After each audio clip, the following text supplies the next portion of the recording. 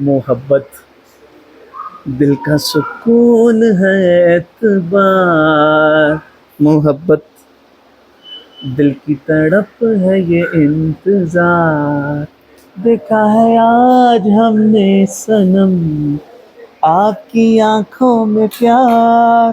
ते नाल ही आवाज आ जाती है, ओ बांदरीए भांडे किन्ने धोने हैं, इस मोबाइल की जान छड़ दे।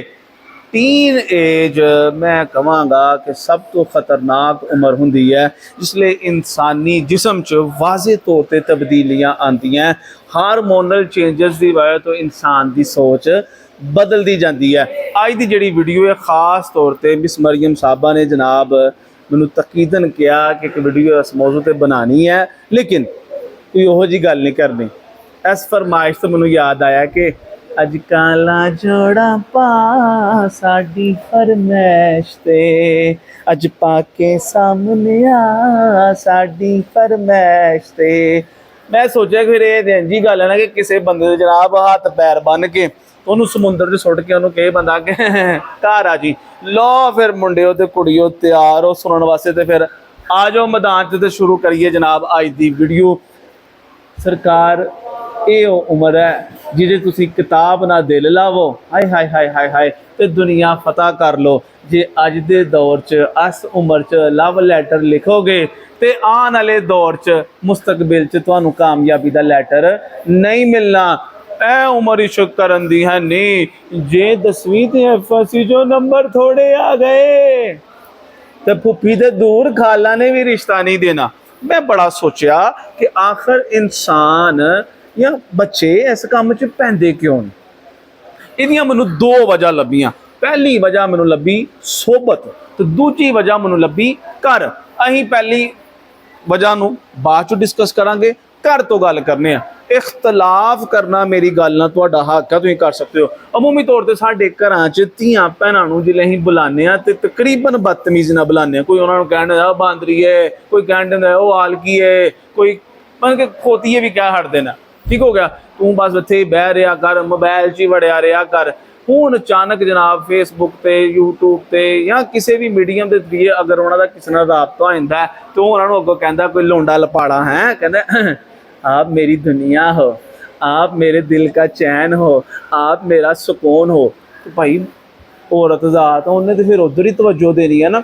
इत्थे मैनूं बुढ़ियां दी नफसियात की गल करना जरूरी हो गई है। बुढ़ियां जिहड़ियां हुंदियां ना, ठीक है, कहना नहीं चाहिए, गुस्सा करो भाई जिन्ना मर्जी करो। बुढ़ियां जनाब किसी हद तक तारीफ दियां भुखियां होंदियां, जिहड़ा बंदा उन्हें तारीफ करता वो बड़ा जनाब उन्होंने जनाब बड़ा एप्रीशिएट करदी। बुढ़ी एक ने ला ली सुरखी, सुरखी लाई, बंदा वह घर आ गया, हुण बंदा वही सुरखी वाल वेखे ना, उन्होंने चढ़े गुस्सा कि मैं सुरखी भी लाई है तो ये देखन नहीं दिया।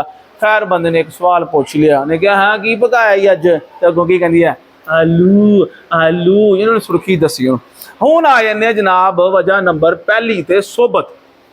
सोबत की गल असीं इस तरह करांगे कि जनाब साडी कोई सहेली ने जनाब चोरी मोबाइल घरों लैन दा स्कूले या कॉलेज च फ्री पीरियड च जनाब उन्हें सानू एक फोटो दसी रोमांटिक जी, जिहदे चो आप किसी के मोंडे ते सिर रख के ते इंज करके तो फोटो खिचाई दी है। तो जनाब इंसान असीं बंदे दे चाहता है मेरा किहड़ा नक वकदा है कि मैं जनाब इहो जिहा काम ना करा। हले भी कोई एडा नुकसान नहीं होया। नुकसान उसले हुंदा जिसले जनाब वो अपनी डिजिटल घड़ी विखाती है तो नाल दसदी है कि परफ्यूम मैनूं गिफ्ट मिले।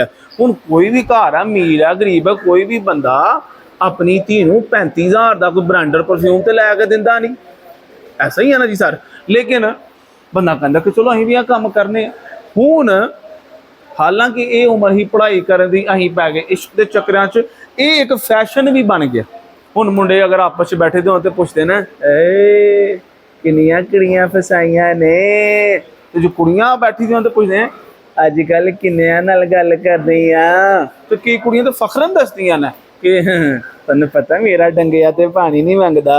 नाल कुड़ियां एक दूसरे नूं पुछदे हैं अच्छा कल बिरयानी खान गई ही, दस भला की लैके आई ही। मैं जिसले कॉलेज पढ़दा रहा ना सर, उस टाइम सानू एक कुड़ी की गल सुनाई। वो कुड़ी कहती कि इस बारी ना 3 मुड़े फेल होने। तो सर ने उन्होंने पूछा कि आखिर 3 मुड़े फेल होने तो किस तरह होने। उन्होंने कहा सर 3 मुड़े जनाब मैं कितने कोठे के कपड़े कुपड़े पान जानी हाँ, तो उन्होंने पता लग गया मैं उत्ते आई हाँ, तो उन्होंने हुण पूरी दिहाड़ी उत्थे खलोते रहना करना। तो पई अगर ये सारी गलबात सुनने तो बाद ਤੁਹਾਡੇ ज़हन च ये आया है, अगर आपको मोहब्बत हो तो आपको पता चले, आपको पता ही नहीं जिस बात के साथ कैसे लोग खेलते हैं, आपको कुछ पता ही नहीं। तो खोता खूच पै गया यो, ते माँ प्यो लभ लो, माँ प्यो नाल प्यार कर लो, ताकि जनाब खोता बाहर आ जाए। आखिर तो सिर्फ दो गल्लां। पहली गल मैं अक्सर करना कि जिन्हां परिंदियां ने बहुत उत्ते उड़ना हुंदा है वो निक्के निक्के दरख्तां नाल जी नहीं लांदे। ते इस वास्ते सज्जनों मोबाइल नूं कर लो साइलेंट, दिल नूं ला लो लाग, ते अपने आप नूं हाई परफॉर्मेंस मूड ते एक्टिव करो। The day is yours. बहुत शुक्रिया। ये शायद मैं पहली वीडियो जो कहा कि बहुत शुक्रिया, तो मैं हमेशा ही कहना खुश रहें आबाद रहें। वीडियो चंगी लगी लाइक करो शेयर करो, तो चैनल नूं कर दियो सब्सक्राइब।